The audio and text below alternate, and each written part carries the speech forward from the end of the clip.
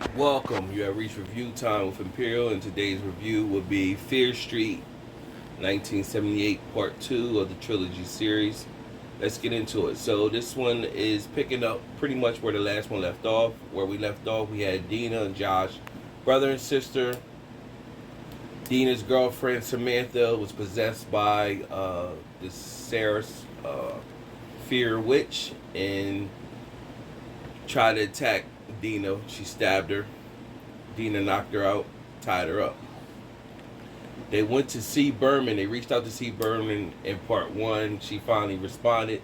So this one picks up where they're showing up to see Berman's house and looking for help because she survived back in 1978 when her situation happened. So she pretty much, Deena goes see Berman. You instantly see she's to herself. You see where the cop,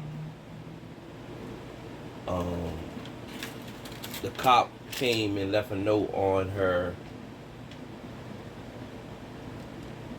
door. The cop Nick Good, he left a note on her door saying it's happening again. And so she got that note, and she got all these timers in her house that times her at certain times of the day. She got to do this, she got to do that. She locks the house up, so it shows where she forgot to lock up. The dog was barking, she was distracted, she forgot to lock the window and the kitchen, and so that's how Deena was snooping around her house, and she got in through the window. And when she came in, of course, C. Berman threw her on the ground, asked her what she was doing there, and the brother peeked his head out, and she pretty much told her like, "Hey, I've been reaching out to her. She finally reached back." C. Berman pretty much told her, "Y'all need to get going. I can't help y'all." They showed her Samantha in the trunk all tied up, and she's like, "Y'all need to leave me and leave me alone and run for the hills and keep running. Don't turn back." So they, basically had some dialogue with her, basically like, "This is my friend, and I can't leave her, and you survived. How did you survive?" And so they convinced her to come in the house, and they tied Sam up to the radiator in the bathroom, locked the door. And so C. Berman proceeded to tell the story of what happened in Camp Nightwing in 1978. So when it goes, the whole storyline is C. Berman telling her the story. So what happens is she's telling the story of, you find out that there are two sisters at the camp. One is older and is a camp counselor. One is younger that's always getting in trouble. Now the one that's younger that's getting in trouble, she gets in trouble with the kids in the park. And those kids at the park, the camp, tie her up, and then the camp counselors come to her aid. One of the camp counselors are brothers, Will Good and Nick Good. So you also see from part one, Nick Good is the head police officer in the Shadyside town, and you see Will Good is the soon-to-be mayor, or the mayor of Shadyside. So you get to see how all this is tying in, and you're seeing the younger versions of them in this 1978 film. So that's the storyline. You got the younger sister getting and stuff, and the older sister's a camp counselor. Now you see the older sister is looking, and she resembles C. Berman, the older sister. So while you're watching this, you say, okay, I can see who C. Berman is, and now you wonder, how does the younger sister die or whatever. So what happens? And of course they in the campgrounds, and as I said in the first review, I said that they bought like the killers from R&L Stein, bought killers from that we come to know. So this the Nightwing killer. He's pretty much a resemblance of Jason Voorhees from the Friday the 13th series. So different things is happening. You got nurse that's on the premise of the camp They go see her. She's kind of weirded out. She had a daughter named Ruby Lane who went crazy and killed some kids, and she's pretty much like, "That's not my daughter. That's not my daughter." And she had this book.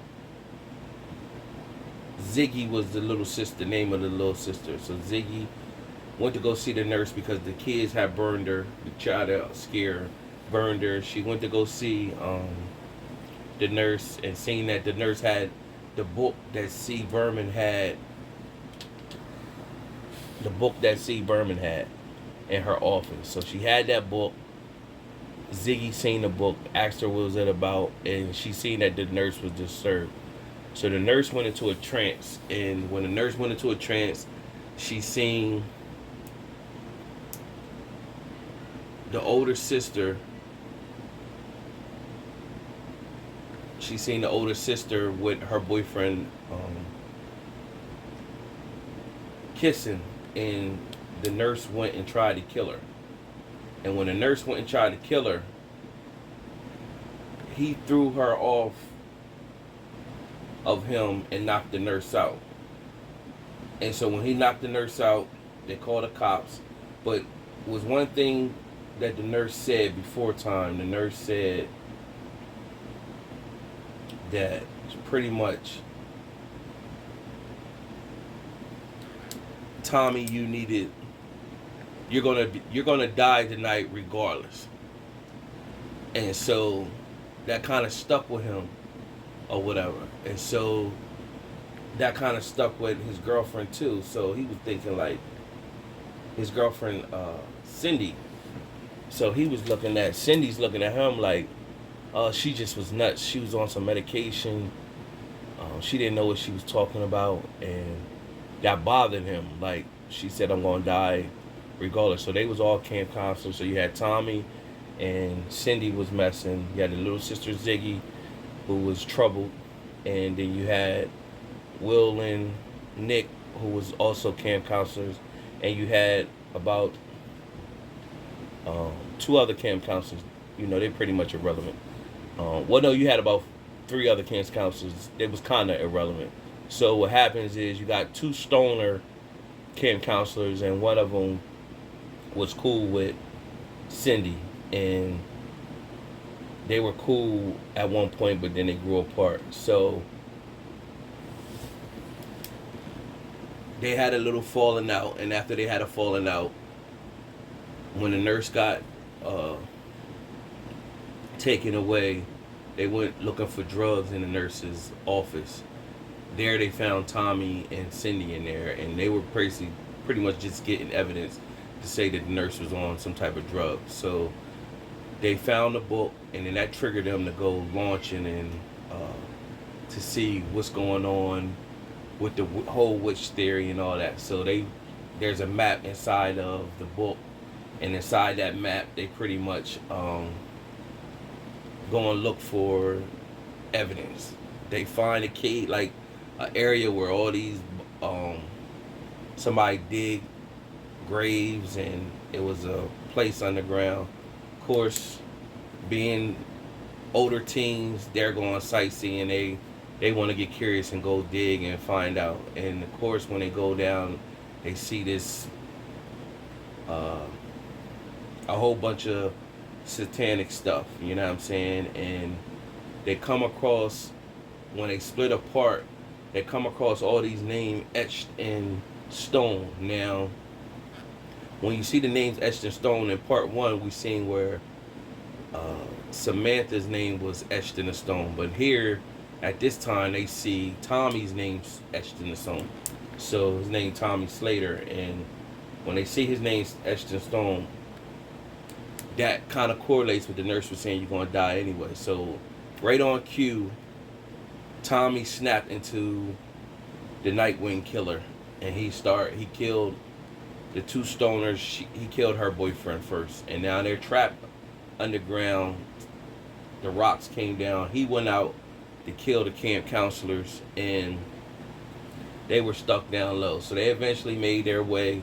The kids in the campground started getting killed by the Nightwing killer, and the sister Ziggy she started getting her and Nick Good, which was a counselor, they start having an intimate connection. So at one point they wanted to get back at one of the girls that was like the bitch of the crew. They got back at her, and they were fighting in a like dumpster of where the kids do their waste at. And that when they were in that area, the sisters underground on the whole campground trying to find her way back up.